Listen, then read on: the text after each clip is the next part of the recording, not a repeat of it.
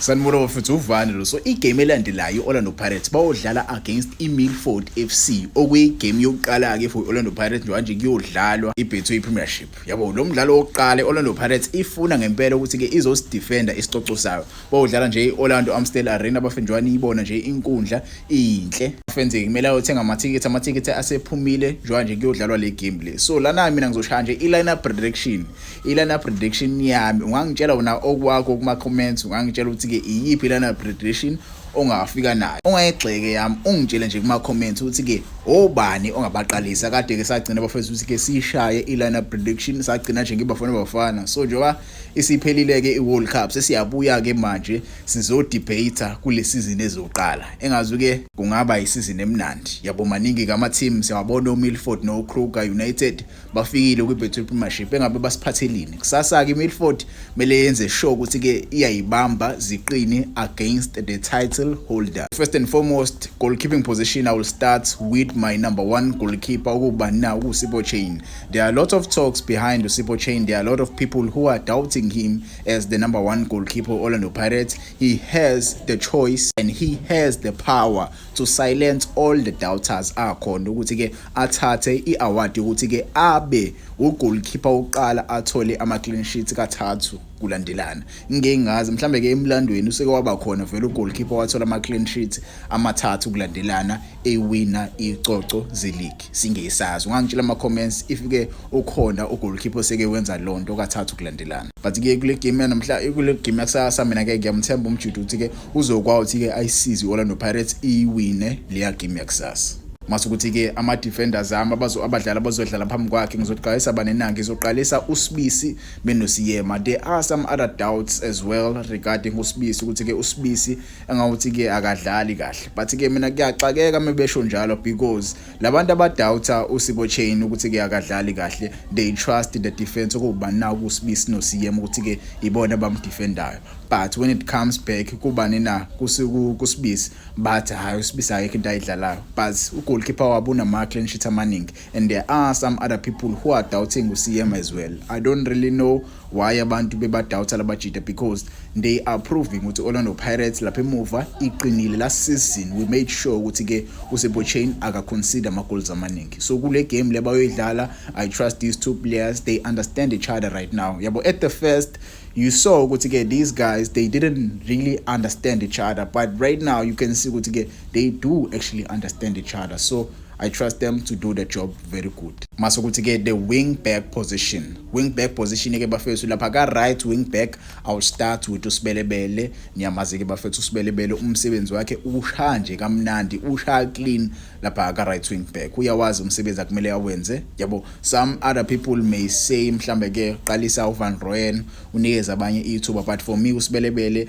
is a guarantee 3 points. Yabo uguarantee nje u3 point lapha uyazi ke uzoyiwina igame. Yabo I like him because uyakwazi ukukhuphuka ayephezulu, same as uDion Hotter. I will start him in that left wing back position. We have a new player who is very good kuNeo Rapo, another very good player kubana uNdaba. So ngiyayithanda icompetition ekhona lapha ka left wing back. So sizoyibona icompetition kule season ezoqala okuba khona kwaDion Hotter kuletha iexperience kuyona leya position uOrlando Pirates. Maybe ke someone will start uNeo Rapo, which is very good. Now umjita he is very good, and nayo uNdaba, yabo uNdaba uyalwa ngempela kuleya position. Yabo uyafuna nawo ukuthi ke akhethwe ucoach. So ucoach uzoba nje nomsebenzi omkhulu obukhuni kahle kuleya position. Mina ngokwami I would choose uDion Hotter. So this is my back four, the normal back four that we were playing with last season. Yabo mase siza laphana ke eswini engine uOrlando Pirates. Yabona ke engine uOrlando Pirates mina ngokwami this is the engine uOrlando Pirates ingimele ke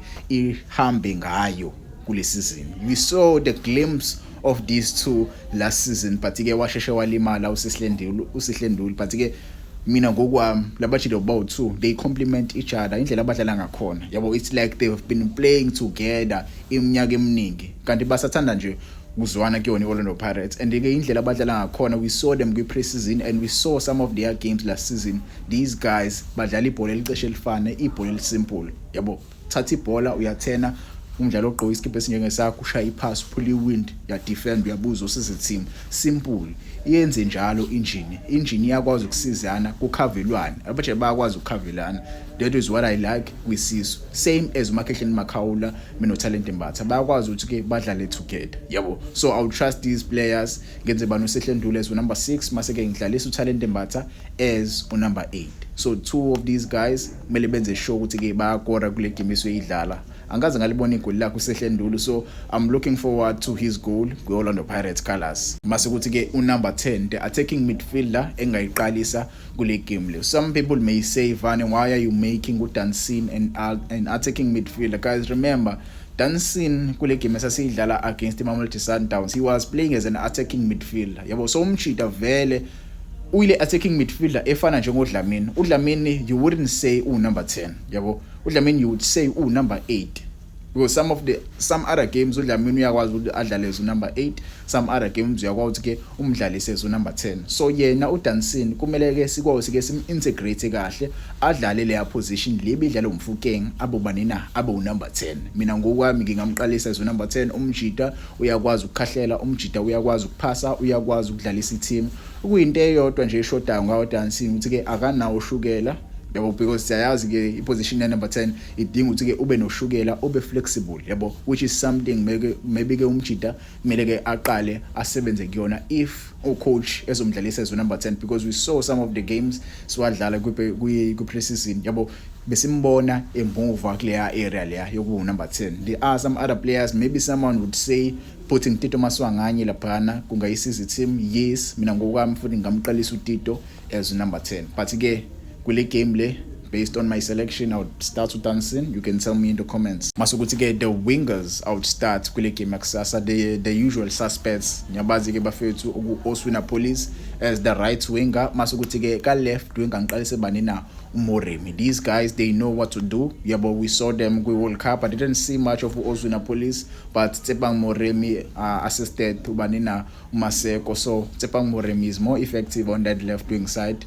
Masukuthi ke Oswina Police usomchito uzobedlala la ka right. There are some other new players as well. Orlando Pirates kumele ke iba utilize kule game lesoyidlala, but ke the first lineup must be the guys who were with Orlando Pirates last season, who was the players who were assisting the team to win the Brazil Premiership last season. So these are the guys so far, yabo. Maybe you can make your case regarding uSehlendulo, maybe we do Dansine, yabo, because bachita bake balimala vele last season for isikhathi eside. But ke mase sithi lapha phambili ku striker, maybe abantu ke bayithande lento, but ke mina ngokwami I will start to Evidence Makgopa kwi game yakusasa. I don't think bakhona abadlali abasha abazoyiqala igame yakusasa, yabo. Even the striker esisha esithengile bafethu, I don't think umjito uzoqala, yabo. I don't think uzoqala. Ngizwe kuthiwa futhi ngiyazi abe khona kwi match day squad because of amaphepha, usalungisa amaphepha, yabo. So mina ngokwami this is my starting 11 for Orlando Pirates kule game esoyidlala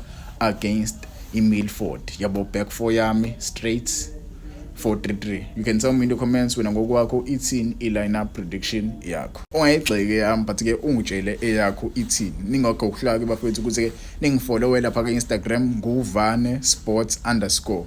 Vane Sports_. Ngiyacela bafethu aningifollow ku Instagram. Nishawu subscribe lapho, nishawu follow. Nginithanda nyanyana.